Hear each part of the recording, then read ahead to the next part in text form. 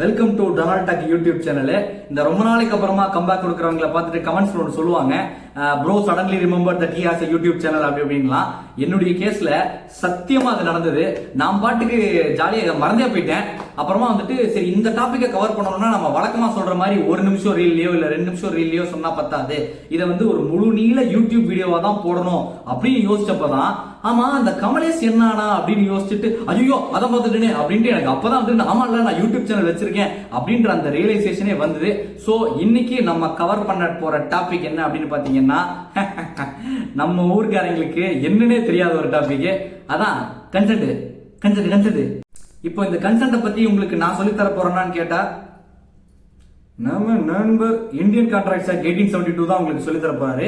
அதை பேஸா வச்சுட்டு ஒரு சில தமிழ் சினிமா ரெஃபரன்சஸ் எல்லாம் உங்களுக்கு தெளிச்சு ஒரு பாமரனுக்கும் புரியுற மாதிரி கன்சென்ட்டை சொல்லி கொடுக்கணும் அப்படின்ற நோக்கத்தோட கிரியேட் பண்ணப்பட்டதுதான் இந்த வீடியோ. இப்போ section 13 of the Indian Contracts Act 1872 என்ன சொல்லுதுன்னு பாத்துருவோமா? 2 or more persons, 2 அல்லது 2ற்கு மேற்பட்ட நபரோ ஆர் செட் டு கன்சென்ட். எப்போ கன்சென்ட் கொடுக்கறாங்க அப்படின்னா when they agree upon the same thing, ஒரே விஷயத்தை அக்ரி பண்றாங்க in the same sense, same திங்காவும் இருக்கணும், அத சேம் சென்ஸாவும் இருக்கணும். அப்போதான் 2 அல்லது 2ற்கு மேற்பட்ட பீப்புள் இன்வால்வ் ஆறாங்க அப்படின்னா அதுல வந்து கன்சென்ட் கொடுக்கறாங்க அப்படின்னு அர்த்தம். இந்த வீடியோல கன்சென்ட் அப்படின்றத பத்தி தான் நான் பார்க்க போறேன். இந்த கான்ட்ராக்சுவல் லிட்டரல் இன்டர்பிரிட்டேஷனுக்குள்ள நாம போக போறது கிடையாது. அதனால நீங்க வந்துட்டு அதுலதான் கன்சிடரேஷன் இல்ல அப்புறம் எப்படி கான்ட்ராக்ட் ஆச்சு அப்படின்ற மாதிரியான கிடுக்குப்புடி கேள்விகள் எல்லாம் உங்களுக்குள்ளே வச்சுக்கோங்க. இதை வந்து வெறுமனே கன்சென்ட்னா என்னங்கிற புரிதலுக்காக மட்டும்தான் இந்த வீடியோ நான் கிரியேட் பண்ணிருக்கேனே தவிர ஜூனியர் லா ஜூனியர்ஸ் எல்லாம் பார்த்துட்டு இதுல இருந்து நோட்ஸ் எடுத்துட்டு இருக்காதீங்க. ஏன்னா கான்ட்ராக்ட்ஸ் ஆக்டுக்கு நீங்க படிக்கிறதுக்கு இந்த வீடியோ உங்களுக்கு உதவாது. இது வந்து ஜெனரல் ஆடியன்ஸ்க்கு கன்சென்ட் புரிய வைக்கிறதுக்காக மட்டும்தான் இந்த வீடியோ. இந்த வீடியோல நான் சொல்ற கன்சென்ட்ன்ற கான்செப்டை நீங்க ₹1 கொடுத்து சாக்லேட் வாங்குறதுல இருந்து உங்க காதலிக்கு ப்ரொபோஸ் பண்ற வரைக்கும் எல்லாத்துக்கும் அப்ளை பண்ணி பார்த்துக்கலாம். எல்லாத்துக்குமே பொருந்தும். இப்போ கன்சென்ட்ங்கிறதுக்கு முக்கியமா என்ன வேணும்? ஆஃபர் அக்செப்டன்ஸும் வேணும். அதை தாண்டி கான்ட்ராக்டுக்குள்ள என்ட்ரா வரீங்க அப்படின்னா கன்சிடரேஷன் வேணும். இப்போ பொட்டி கடையில கொடுத்து சாக்லேட் வாங்குறீங்க விஷயம் அந்த எக்ஸாம்பிளே வருவோமே. இப்போ எனக்கு இந்த சாக்லேட் தருவியான்னு கேட்கறது ஆஃபர், கடைக்காரர் தர்றன்னு ஒத்துக்கிறது அக்செப்டன்ஸ். இப்போ கன்சிடரேஷன் என்னன்னு பாத்தீங்கன்னா சும்மா ஒரு கான்ட்ராக்ட்ல என்ட்ரா முடியாதுல, நான் எதன் அடிப்படையில இதை தர்றேன், நான் எதன் அடிப்படையில என்னோட கன்சென்ட்டை தர்றேன் அப்படின்றதுக்காக கொடுக்கறதா வந்து கன்சிடரேஷன். சோ இந்த ₹1 கொடுத்துட்டு நீ இந்த சாக்லேட் எனக்கு தா அப்படின்னு சொல்றது வந்துட்டு இந்த ₹1 வச்சுட்டு நீ எனக்கு சாக்லேட் தா அப்படின்னு சொல்றது வந்து ₹1 கன்சிடரேஷன் ஆகுது. சோ இப்போ ஒரு குவாசி கான்ட்ராக்ட்ல எனக்கு என்ட்ரா ஆகுறாங்க. இதே நம்ம ரிலேஷன்ஷிப் பார்த்தோம் அப்படின்னா என்னைய உன்னுடைய பார்ட்னரா ஏத்துக்குவியா அப்படின்னு கேட்கறது வந்துட்டு ஒரு ஆஃபர். நான் உன்னை என்னுடைய பார்ட்னரா ஏத்துக்கிறேன் அப்படின்னு கன்சென்ட் கொடுக்கறது வந்து அக்செப்டன்ஸ். எதன் அடிப்படையில் அவங்க அந்த கன்சென்ட்டை கொடுக்குறாங்க அப்படின்னு பாத்தீங்கன்னா ஒரு கன்சிடரேஷன் வேணும் இல்ல. இந்த கன்சிடரேஷன் பணமா இருக்கணும்ன்றது அவசியம் கிடையாது. இந்த சிச்சுவேஷனுக்கு ஒரு காதல் தான் கன்சிடரேஷன் நம்ம வச்சுப்போம், யாரு கேட்க போறா. சோ அப்போ இது வந்து ஒரு குவாசி கான்ட்ராக்டா மாறுது. இப்ப கன்சென்ட்னா என்னப்பா? சம்மதம் வாங்குறது தானே. அப்ப அது எப்படி வேணா வாங்கிக்கலாமா அப்படின்னு கேட்டீங்கன்னா குறும்பு. அதுலதான் ஃப்ரீ கன்சென்ட்னு ஒரு இக்கு இருக்குது. அதாவது coercion, undue influence, misrepresentation, mistake, fraud, இப்படி எந்த ஃபேக்டர்லயுமே இன்ஃப்ளூயன்ஸ் ஆகாம ஒருத்தங்க கன்சென்ட் கொடுத்தா மட்டும்தான் அது ஃப்ரீ கன்சென்ட், அது மட்டும்தான் வேலிட். எப்பா நம்ம பாஷையில பேசுப்பா அப்படின்னு நீங்க நினைக்கிறது எனக்கு புரியுது, இதுவா பேசுறேன். இப்போ ஃபர்ஸ்ட் கோயர்ஷன் என்னன்னு பாத்திரலாம். கோயர்ஷன் என்னன்னு பாத்தீங்கன்னா ஒரு கன்சென்ட்டை நீங்க த்ரெட்டன் பண்ணி வாங்குனீங்க அப்படின்னா அதுக்கு பேர் தான் கோயர்ஷன். அந்த கன்சென்ட் செல்லாது. இப்போ இந்த கோயர்ஷனை விளக்குறதுக்கு ஒரு சிறந்த எக்ஸாம்பிளா என்னவா இருக்கும் அப்படின்னு பாத்தீங்கன்னா உங்க எல்லாருக்குமே பிடிச்ச கில்லி படம் தான். கில்லி படத்துல வேலு தனலட்சுமியை கூட்டிட்டு போயிட்டு இருக்கும்போது முத்துப்பாண்டியோடைய ஆட்கள் வேலுவை சுத்து போட்டுருவாங்க. இப்போ வேலுக்கு அங்கிருந்து தப்பிக்கிறது எப்படின்னு தெரியாம தனலட்சுமி கழுத்துல கத்திய வச்சுட்டு என்னை விட்டுரு அப்படின்ற மாதிரி சொல்லி கேட்பாரு. முத்துப்பாண்டிக்கு வேலுவை அங்கிருந்து ரிலீஸ் பண்றதுக்கு சுத்தமா உடன்பாடு இல்லைன்னா கூட தனலட்சுமிக்கு எதுவும் ஆயிடக்கூடாது அப்படிங்கிறதுக்காக அவங்க ஆட்கள் கிட்ட வேலுவை விட்டுருங்க அப்படின்ற மாதிரி சொல்லுவார். இப்போ இந்த இடத்துல முத்துப்பாண்டிக்கு வேலுவை அங்கிருந்து விடணும்ன்ற இன்டென்ஷன் சுத்தமா கிடையாது. இருந்தாலும் கழுத்துல கத்திய வச்சு த்ரெட்டன் பண்ணி முத்துப்பாண்டியோட கன்சென்ட்டை வேலு வாங்கியிருக்காரு. அப்படிங்கிறப்போ இதுக்கு பேர் தான் கோயர்ஷன். இந்த கன்சென்ட் செல்லாது. அடுத்ததா அன்டு இன்ஃப்ளூயன்ஸ் என்னன்னு பாத்துருவோம். அன்டு இன்ஃப்ளூயன்ஸ் என்னன்னு பாத்தீங்கன்னா இப்ப சம்பந்தப்பட்டவங்களுக்குள்ள ஒரு ரிலேஷன்ஷிப் இருக்கணும். அந்த ரிலேஷன்ஷிப் பிளட் ரிலேஷன்ஷிப்பா தான் இருக்கணும்னு அவசியம் கிடையாது. எனி டைப் ஆஃப் ரிலேஷன்ஷிப்பா இருக்கலாம். அந்த ரிலேஷன்ஷிப்ல தனக்கு இருக்கிற பவரையும் டாமினன்ஸையும் வச்சுக்கிட்டு ஒருத்தருடைய கன்சென்ட்டை வாங்குற அளவுக்கு ஒரு அன்ஃபேர் அட்வான்டேஜை யூஸ் பண்ணி ஒருத்தர் கன்சென்ட்டை வாங்குறாங்க அப்படின்னா அதுக்கு பேரு அன்டியூ இன்ஃப்ளூயன்ஸ். புரிஞ்சிருக்காது, புரியுற மாதிரியே சொல்றேன். இப்போ இது உங்களுக்கு புரியணும் அப்படின்னா நீங்க எல்லாருமே சமுத்திரம் படம் பார்த்திருப்பீங்க. இதுல அண்ணனாகிய சரத்குமார் தன்னுடைய தம்பிகளாகிய மனோஜ் கிட்டையும் முரளி கிட்டையும் இந்த பால்ல விஷம் கலந்துருக்கு, இதை எடுத்து குடிங்க அப்படின்னு சொல்லிடுவாரு.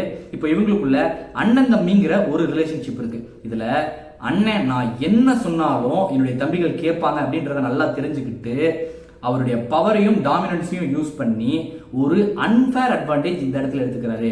அதுக்கேற்ற மாதிரி தான் முரளியும் மனோஜும் அண்ணன் காரணம் இல்லாம எதுவுமே சொல்ல மாட்டாரு, இதுல ஏதோ ஒரு அர்த்தம் இருக்கு அப்படிங்கிறதுக்காகவும் இவ்வளவு பேர் முன்னாடி அண்ணன் இந்த ஸ்டேட்மெண்ட்டை மேக் பண்ணிட்டாரு அப்படிங்கிறதுக்காகவும் தான் அந்த பால் எடுத்து குடிச்சிருப்பாங்க.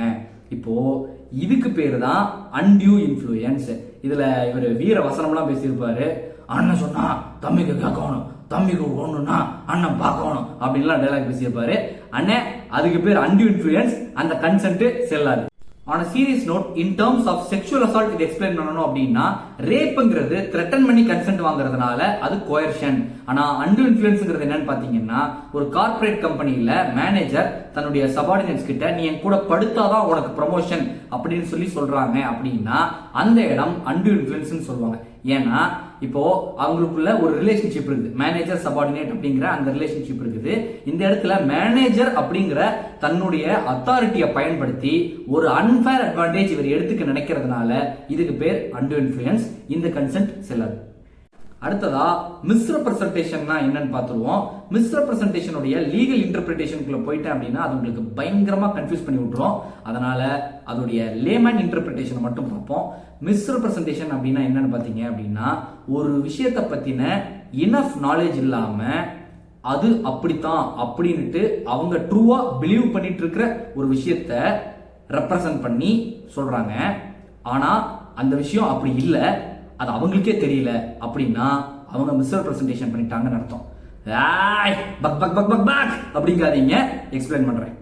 இப்போ சதுரங்க வேட்டை படத்துல பானு இருக்காங்கல்ல, அவங்களுக்கு எம்எல்எம்ங்கிற கான்செப்டை பத்தின புரிதல் இருக்கவே இருக்காது. இருந்தாலும் அவங்க பண்றது சரின்னு அவங்க ட்ரூவா பிலீவ் பண்ணிக்கிட்டு ஒரு இல்லாத ஒரு விஷயத்த தவறா ரெப்ரசன்ட் பண்ணுவாங்க. அவங்க ஒரு ஏமாத்து வேலையை தான் பார்ப்பாங்க. ஆனா அவங்க ஏமாத்து வேலை தான் பார்த்துட்டு இருக்காங்க அப்படிங்கிற புரிதல் அவங்களுக்கு இருக்கவே இருக்காது. அவங்க நான் ஜென்யூனா தான் இருக்கேன் அப்படின்ற ஒரு புரிதல்ல ஒரு ஏமாத்து வேலையை பார்த்துக்கிட்டு இருப்பாங்க. இப்போ இந்த இடத்துல அவங்க உண்மைன்னு நினைச்சு தப்பான ஒரு விஷயத்த இனஃப் நாலேஜ் இல்லாம ரெப்ரசன்ட் பண்றாங்க அப்படிங்கிறதுனால இதுக்கு பேரு மிஸ்ரெப்ரசன்டேஷன். மிஸ்ரெப்ரசன்ட் பண்ணி ஒரு கன்சென்ட்டை யாராவது வாங்கியிருந்தாங்கன்னா அந்த கன்சென்ட்டும் செல்லாது. அடுத்ததா ஃப்ராட்னா என்னன்னு பாத்தீங்கன்னா ரொம்பவே சிம்பிள். மிஸ்ரெப்ரசன்டேஷன்ல தெரியாம பண்ண விஷயத்த ஒருத்தங்களை ஏமாத்தணும் அப்படிங்கிற இன்டென்ஷனோட தெரிஞ்சே ஒரு ஃபேக்டை கன்சீல் பண்ணியோ இல்ல ஒரு எக்ஸ்பிளிசிட்டான பொய்ய சொல்லியோ கன்சென்ட்டை வாங்குறாங்க அப்படின்னா அதுக்கு பேர் தான் ஃப்ராடு. இதுக்கு பெஸ்டான எக்ஸாம்பிள் மின்னலே படத்துல ராஜேஷ் பண்றது. அதாவது ராஜேஷ் ராஜீவா தன்னை போர்ட்ரே பண்ணா மட்டும்தான் ரீமாசனுடைய கன்சென்ட்டை வாங்க முடியும் அப்படிங்கிறதுக்காக தான் ராஜீவ் என்று எக்ஸ்பிளிசிட்டான ஒரு லையை கூறி ரீமாசனுடைய காதல் கன்சென்ட்டை வாங்கணும் அப்படின்னு அவர் ஃப்ராட் பண்றாரு இல்லையா, அந்த ஃப்ராடு பண்றதுக்கு பேர் தான் ஃப்ராடு. அதனால ஃப்ராடு பண்ணி வாங்கின ஃப்ராடு கன்சென்ட் எதுவுமே செல்லாது. இப்போ மிஸ்ரெப்ரசன்டேஷன் வெர்சஸ் ஃப்ராடை யூடியூப் டேர்ம்ஸ்ல எக்ஸ்பிளைன் பண்ணணும் அப்படின்னா ஒண்ணுமே இல்லைங்க. மதன் கௌரி வெர்சஸ் மாரிதாஸ்னு வச்சுக்கோங்களேன். இப்போ மதன் கௌரி என்ன பண்ணுவாரு, ஒரு விஷயத்தை பத்தி பேசும்போது இனஃப் நாலேஜ் இல்லாம ஒரு மணி நேரம் விக்கிபீடியா ரிசர்ச்சை வச்சுக்கிட்டு கரெக்டா தான் இருக்கும் அடிச்சு விடுவோம் அப்படின்ட்டு அவர் கரெக்டுன்னு நம்புறாரு, அவர் ஏமாத்தல. ஆனா அதை பத்தின ஒரு இனஃப் நாலேஜ் இல்லாம கரெக்டா தான் இருக்கும் அப்படின்ற ஒரு அசம்ஷன்ல ஒரு விஷயத்தை வந்து ரெப்ரசென்ட் பண்றாருல, இதுக்கு பேரு மிஸ்ரெப்ரசன்டேஷன். அது ஒரு பொய்யா இருந்தது அப்படின்னா. ஆனா நம்ம மாரிதாஸ் என்ன பண்றாப்புல, இந்த விஷயத்த அவன் அந்த கான்டெக்ட்ல சொல்லியிருக்கான், அது எனக்கு தெரியும், இருந்தாலும் அதை இப்படி திரிச்சு சொன்னா மட்டும்தான் இவனுக்கு கிட்ட அது அப்படி கன்வே ஆகும் அப்படிங்கிறதுக்காக ஒரு ஃபேக்டை மறைச்சு அவர் தப்பா கன்வே பண்ணணும்ன்ற இன்டென்ஷனோட பண்றாரு இல்லையா, இதுக்கு பேரு ஃப்ராட். ஃபைனலா mistake. Mistake of fact, mistake of லான்னு ரெண்டு விஷயம் இருக்கு. அதை பத்தின டீடைல் எல்லாம் நான் போக போறது கிடையாது, ஜென்ரலா தான் அட்ரஸ் பண்ண போறேன். மிஸ்டேக் என்னன்னு பாத்தீங்கன்னா நான் என்னென்னமோ நினைச்சு வந்தேங்க, இப்ப பாதியிலே போக வேண்டியதா இருக்கு அப்படிங்கறதா மிஸ்டேக்கு. புரியல?